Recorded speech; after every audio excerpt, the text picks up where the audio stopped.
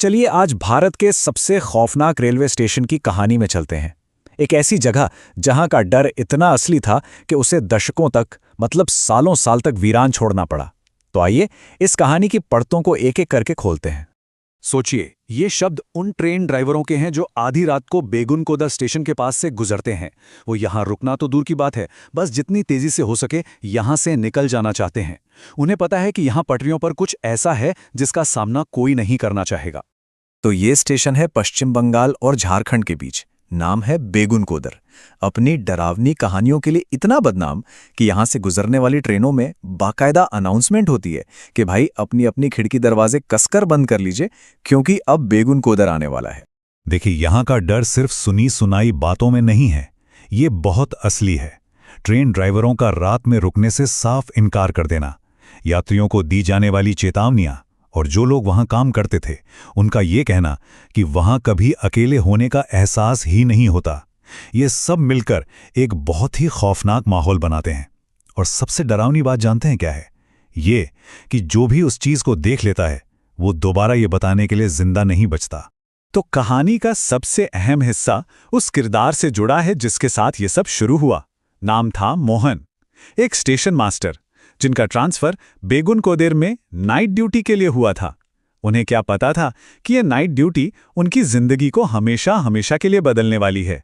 शुरू में तो मोहन के लिए सब कुछ नॉर्मल था, सिवाय एक बहुत ही अजीब बात के।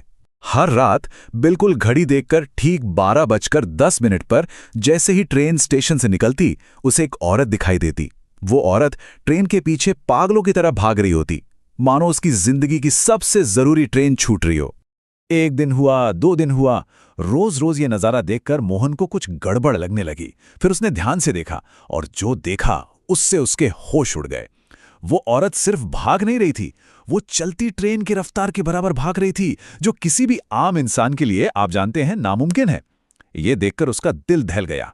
मोहन ने घबराकर जब अपने साथी कर्मचारियों को ये बात बताई तो सबने उसका मजाक उड़ाया। उसने कांपते हुए कहा कि वो औरत भागते भागते ठीक उसके केबिन के खिड़की पर आकर रुकती है और उसे घूरती है, और उसकी आंखों में खून दिखाई देता है। पर किसी ने भी उसकी बात पर यकीन नहीं किया। लेकिन मोहन का एक दोस्त था, राजा। उसने मोहन की हालत देखी तो कहा, ठीक है, परेशान मत हो, मैं आज रात देर तक रुकूंगा, मैं भी तो देखूं कि आखिर ये औरत है कौन। राजा ने मोहन को तसल्ली तो दे दी, पर मन में उसे भी यही लग रहा था कि शायद ये मोहन का कोई वहम ही है। उस रात राजा प्लेटफॉर्म पर इंतजार करता रहा। रात के 12 बजे 12:10 की ट्रेन भी आई और चली गई, लेकिन प्लेटफॉर्म पर कोई औरत नहीं दिखी, कुछ भी अजीब नहीं हुआ। और सबसे अजीब बात, मोहन भी अपनी ड्यूटी पर नहीं आया था। राजा को अब चिंता होने लगी। वो मोहन को देखने पास में बने उसके क्वार्टर की तरफ गया। दरवाजे के ठीक बाहर उसने जो मंजर देखा, उससे उसकी रूह कांप गई। मोहन और उसकी पत्नी दोनों घर के दरवाजे के ठीक सामने मरे हुए पड़े थे। अब ये बात साफ हो चुकी थी कि ये कोई वहम नहीं था। पोस्टमार्टम रिपोर्ट ने तो इस बात पे मोहर ही लगा दी। रिपोर्ट में लिखा था कि उन दोनों की मौत एक ही समय पर बहुत गहरे सदमे से हुए हार्ट अटैक की वजह से हुई थी। मतलब उन्होंने मरने से ठीक पहले कुछ ऐसा देखा था जिसने उन्हें इतना डरा दिया कि उनके दिल ने एक साथ काम करना ही बंद कर दिया। बस इस घटना के बाद तो बेगुनकोदर में दहशत फैल गई। जो भी नया कर्मचारी वहां आता, वो कुछ ही दिनों में डर के मारे बिना किसी को बताए अपना सामान उठाकर भाग जाता। देखते ही देखते पूरा का पूरा स्टेशन वीरान हो गया। कोई भी वहां काम करने को तैयार नहीं था। और ये वीराना 1-2 साल के लिए नहीं था, पूरे 42 साल तक। भारतीय रेलवे के इतिहास में ये पहली और आखिरी बार हुआ था कि किसी स्टेशन को आधिकारिक तौर पर, मतलब ऑफिशियली, भूत प्रेत की कहानियों की वजह से बंद करना पड़ा हो। तो 1960 में स्टेशन पर ताला लग गया, और ये ताला लगभग आधी सदी तक बंद रहा। सोचिए, डर की पकड़ कितनी मजबूत थी कि इसे दोबारा खोलने की सारी कोशिशें नाकाम होती रहीं। आखिरकार बहुत सालों बाद 2009 में जाकर यहां दोबारा ट्रेनों की सीटी सुनाई दी। लेकिन सवाल तो अब भी वहीं का वहीं है। आखिर उस रात मोहन ने देखा क्या था? वो औरत कौन थी? इस सवाल का जवाब हमें मिलता है 1960 से भी 2 साल पहले 1958 की एक बहुत ही दुखद घटना में। ये एक माँ की कहानी है। वहां के लोग बताते हैं कि स्टेशन के पास एक माँ रहती थी। उसका बेटा करण यूनिवर्सिटी में पढ़ता था। एक दिन उसे बेटे का खत मिला कि वो घर आ रहा है। वो माँ इतनी खुश हुई कि अपने बेटे के लिए तोहफे लेकर खुशी खुशी रात 12:10 की ट्रेन का इंतजार करने स्टेशन पहुंच गई। ट्रेन आई और चली भी गई, लेकिन उसका बेटा नहीं उतरा। वो घबरा गई और ट्रेन में चढ़कर लोगों से पूछने लगी। तभी एक यात्री ने उसे वो खबर दी जिसने उसकी दुनिया ही उजाड़ दी। उसने बताया कि करण नाम का एक लड़का कुछ स्टेशन पहले ही चलती ट्रेन से गिरकर मर चुका है। ये सुनकर उस माँ पर मानो पहाड़ टूट पड़ा। वो इस सच को कभी स्वीकार ही नहीं कर पाई। दुख और सदमे में डूबी वो माँ इसके बाद हर रात स्टेशन आती, हर ट्रेन के पीछे भागती और हर यात्री से बस एक ही सवाल पूछती, क्या आपने मेरे करण को देखा है?